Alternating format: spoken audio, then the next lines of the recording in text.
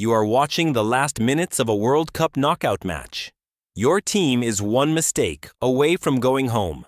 Then the referee points to the penalty spot. Half the stadium erupts in joy, half of it in fury. This is the story of the night France played Paraguay, and the whole tournament argued about it for days. 2 flags. Blue, white, red for France. Red, white, blue for Paraguay. Almost mirror images of each other, completely different stories on the pitch. Paraguay had already shocked the world once, beating Germany just to reach this stage. Against France, they built a wall.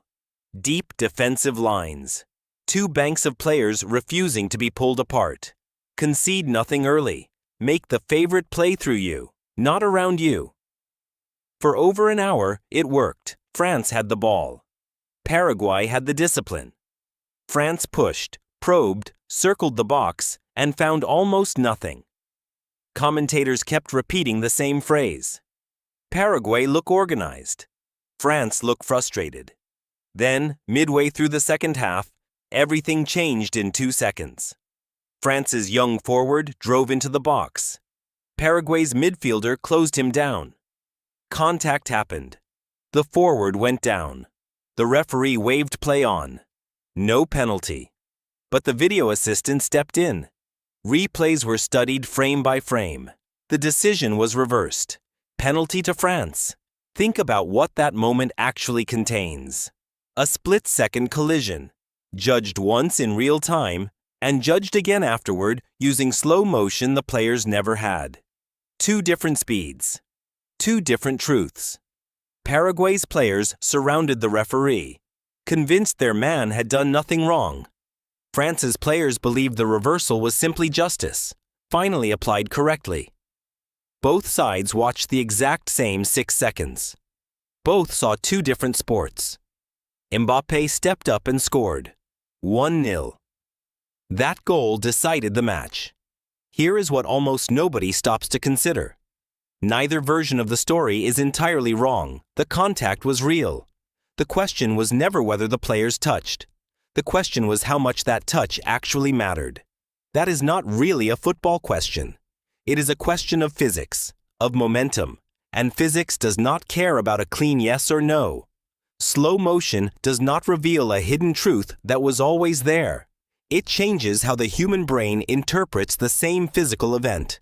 A shoulder movement that looks incidental at full speed can look deliberate at quarter speed. That single fact explains almost every VAR controversy in football. The technology does not simply show you more. It changes what your mind decides counted. Once France led, everything shifted. Paraguay had built their whole plan around patience. Now patience was no longer an option. They pushed forward, abandoned their shape, and opened the exact space France's counterattack had been hunting for all night. Paraguay never found an equalizer. When the final whistle blew, France's players embraced calmly, the reaction of a team that expected to win and did.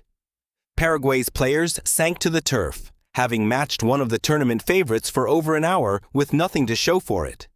Neither reaction was dishonest. Both were true, on the exact same pitch, at the exact same time. That is the real lesson sitting underneath every controversial match in football, from a World Cup knockout game to a Sunday league final. The rules are written in absolute language. Foul, no foul. But the events those rules judge happen in a blurred split-second world that no camera angle can ever fully resolve into one universal truth. You will probably do the same thing this weekend in some match of your own. You will watch a decision go against your team, feel certain you saw the truth, and never once consider that the fan on the other side is feeling exactly as certain as you are. That is the real story behind the loudest matches in football. Not what the referee decided, not even what the review confirmed. What each of us, standing on opposite sides of the same 6 seconds, chose to believe.